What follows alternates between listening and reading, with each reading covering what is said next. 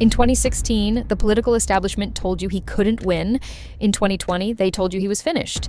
In 2021, they told you January 6th had ended him for good.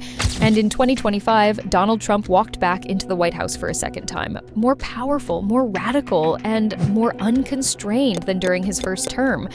But here's the thing, Trump's story is not only about Trump. It is about what happens when a democracy's institutions are stress-tested by someone who simply refuses to accept their authority, and what it reveals about how fragile those institutions actually are. Donald Trump is the 47th president of the United States, and the only person in American history to serve 2 non-consecutive terms. He took office for the second time in January 2025, having won the presidential election in November 2024, despite being a convicted felon, despite 2 impeachments, and despite a criminal indictment on charges related to his attempt to overturn the 2020 election.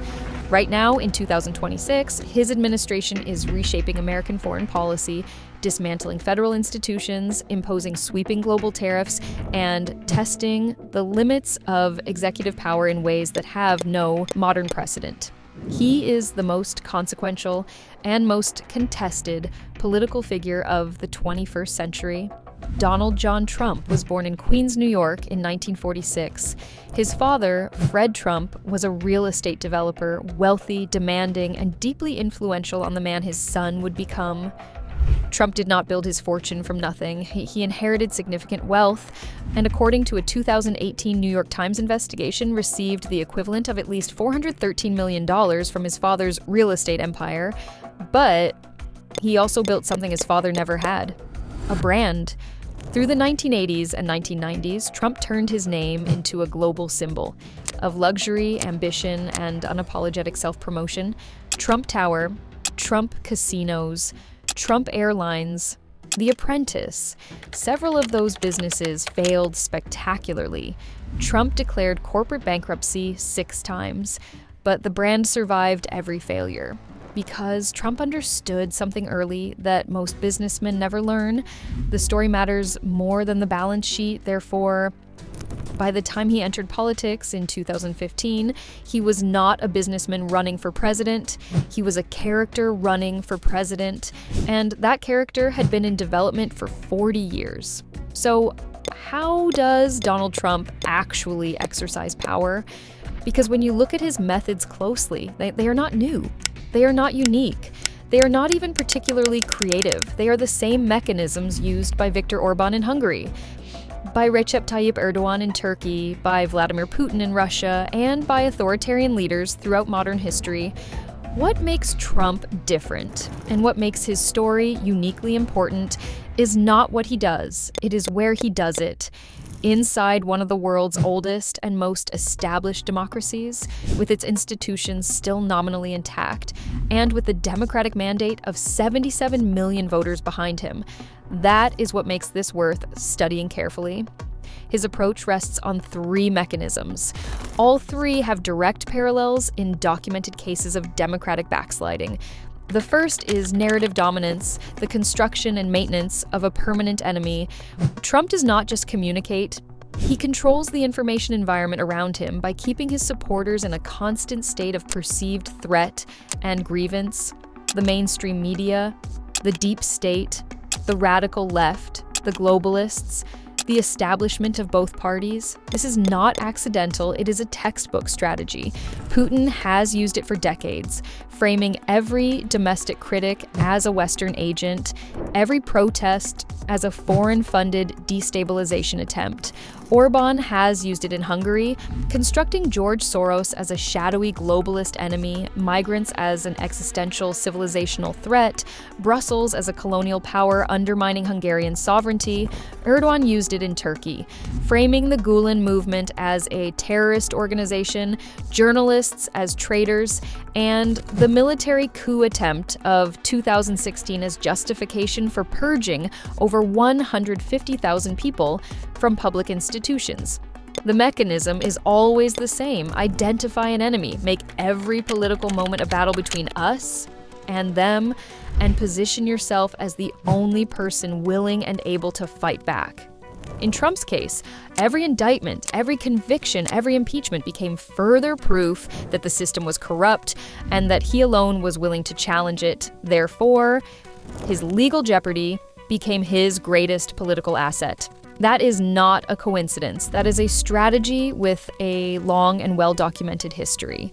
The second mechanism is institutional erosion, the gradual weakening of the checks and balances that constrain executive power. This is where the parallels to other leaders become most instructive and most alarming. Orban did not dismantle Hungarian democracy overnight. He did it gradually, changing electoral laws, packing courts, bringing media under friendly ownership, rewriting the constitution. Each step was individually defensible.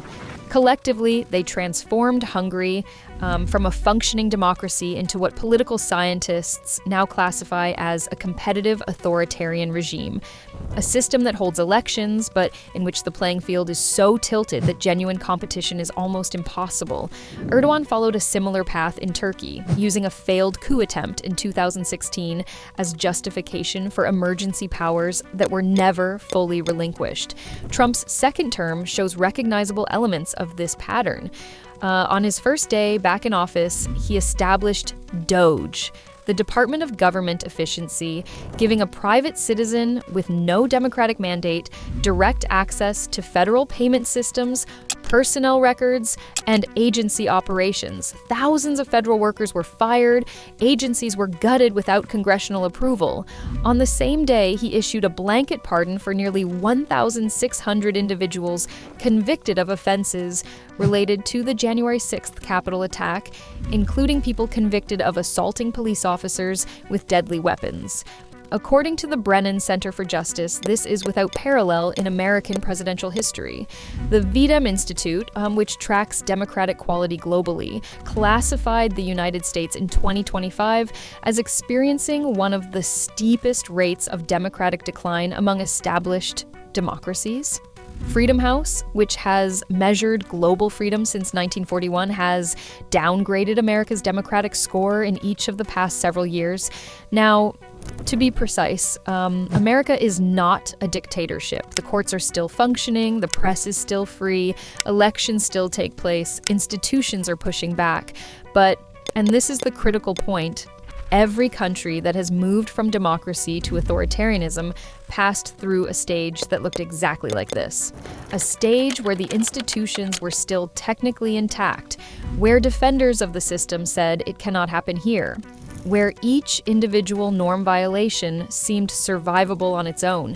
The question is not whether America has become a dictatorship. The question is whether it is on a trajectory, and whether the institutions are strong enough to hold that trajectory.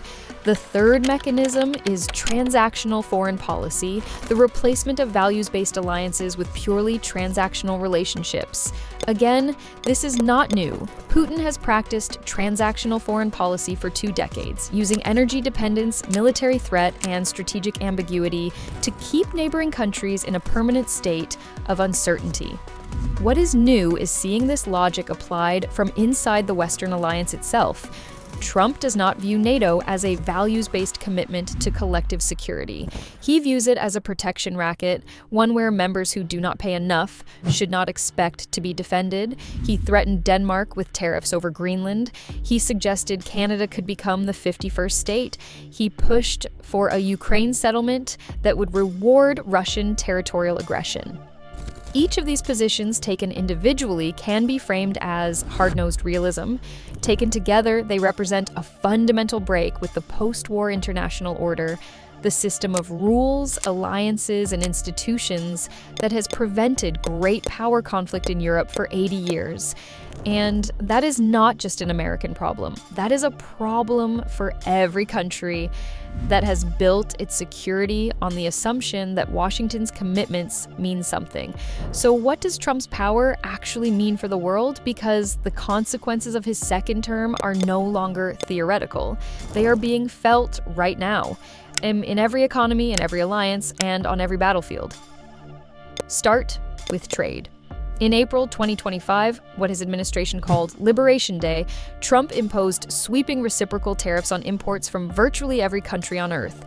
The immediate market reaction was one of the sharpest in modern financial history. Trillions of dollars wiped from global markets in days. In February 2026, the Supreme Court ruled that the legal basis for those tariffs was unconstitutional. But Trump responded immediately, imposing a 10% across-the-board import surcharge on nearly all countries under a different legal mechanism. The message to the global economy was clear. The rules-based international trading system that has governed global commerce since 1945 is no longer something the United States can be relied upon to uphold. Now look at the Middle East, where the consequences of Trump's foreign policy are most visible and most dangerous.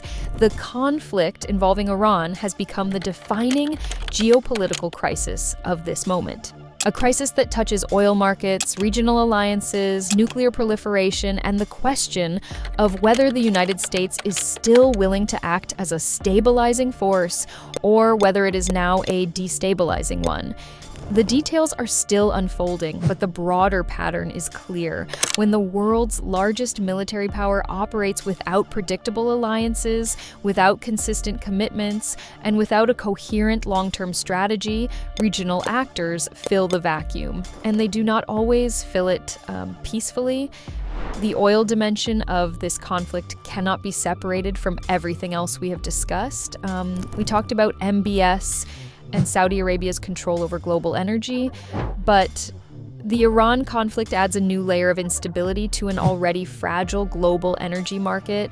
The Strait of Hormuz, through which roughly 20% of the world's oil supply passes, runs directly through the center of this conflict zone. Any serious escalation there does not just affect the Middle East. It affects the price of energy for every household in Europe, Asia, and North America. It affects inflation, it affects interest rates, it affects the cost of everything. And the decisions being made in Washington right now by one man with enormous executive power and a transactional view of international relations are directly shaping how that conflict unfolds. Now look at NATO and European security. Trump has demanded NATO members spend 5% of GDP on defense, a threshold no NATO country currently meets. He threatened Denmark with tariffs unless it ceded Greenland to the United States. He suggested the Panama Canal should return to American control. He floated the idea of Canada becoming the 51st state. For Europe, the implications are existential. If the United States cannot be relied upon as a security guarantor, Europe must rearm rapidly and expensively. That process is already underway, and it is being driven, in large part, by the uncertainty that Trump has created. On Ukraine, Trump has pushed for a negotiated settlement that many analysts describe as favorable to Russia, a ceasefire that would leave Russian-occupied Ukrainian territory under de facto Russian control. Whether that produces peace or simply rewards aggression is a question with enormous consequences for every country that borders a larger, more powerful neighbor. The winners in Trump's world are clear: his political base, which sees a leader finally putting America first, certain industries protected by tariffs, and authoritarian leaders globally who benefit from a weakened Western alliance. The losers are equally clear: American allies who can no longer rely on Washington, Ukrainian civilians whose fate is being negotiated without them, global consumers paying more for imported goods, the people of the Middle East living inside an escalating conflict, and the international institutions that have maintained relative peace since 1945. Now let's be direct about what Trump's second term reveals about democracy itself, because this is where the analysis has to go beyond partisan politics. The first question is about the rule of law. Trump was convicted on 34 felony counts related to falsifying business records before winning the 2024 election. He faced federal indictments for his role in attempting to overturn the 2020 election results. He won anyway, and upon returning to power, he pardoned the people convicted of attacking the Capitol on his behalf, calling the prosecutions a grave national injustice.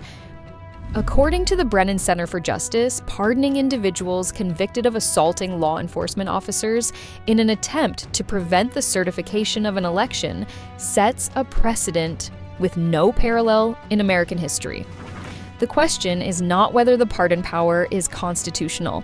It is. The question is what it signals when a president uses that power to protect people who acted violently in his political interest. The second question is about institutional resilience. DOJ's operations in the first months of 2025 were challenged in dozens of federal courts. The Supreme Court has blocked some of Trump's actions. Congress has pushed back on others, so the institutions are holding, partially. But the stress test is real. Institutions do not fail all at once. They erode gradually. Each norm broken, making the next one easier to break. Each unchallenged overreach, expanding what is considered acceptable. According to political scientists at Harvard's Kennedy School of Government, the pattern of behavior in Trump's second term, attacking independent institutions, rewarding loyalty over competence, using state power against political opponents, matches the early stages of democratic backsliding documented in other countries. That does not mean American democracy will fail. It means it is being tested in ways it has not been tested before. The third question is the most fundamental. 77 million Americans voted for Donald Trump in 2024, not despite his convictions, not despite January 6th, not despite everything, because of everything, because they looked at the American system, its inequality, its dysfunction, its perceived corruption, and concluded that someone willing to burn it down was preferable to someone willing to maintain it. That is not a story about one man's psychology. That is a story about a democracy that failed to address the grievances of a large part of its population for long enough that they stopped believing in it. And that is a failure that belongs to the entire political establishment, not just to Trump. Donald Trump is the most stress-tested politician in modern democratic history. He has survived bankruptcies, scandals, impeachments, indictments, a conviction, and an assassination attempt. And he has done it not by being the most qualified, not by being the most consistent, not by being the most honest, but by being the most resilient, by understanding better than almost anyone that in the modern media environment, attention is power, and that outrage, even negative outrage, generates attention. But here is what his story ultimately reveals. Democratic systems are not self-sustaining. They require people, leaders and citizens alike, who believe in them enough to defend their norms even when it is inconvenient. Trump's rise did not create the fractures in American democracy, it exposed them. The inequality, the institutional distrust, the sense that the system works for some people and not for others. Those fractures were real long before Trump arrived. He simply understood how to exploit them better than anyone else. His name is Donald Trump. And whether you see him as a symptom or a cause, as a savior or a threat, the question his presidency forces every democracy to answer is the same. What are you willing to do to protect the system when the system itself is what someone is running against? That question does not have an easy answer, but it is the most important political question of our time. If this video made you think differently about democracy, power, and what holds them together, subscribe to Power and Persona. New episodes every week. We'll see you in the next one.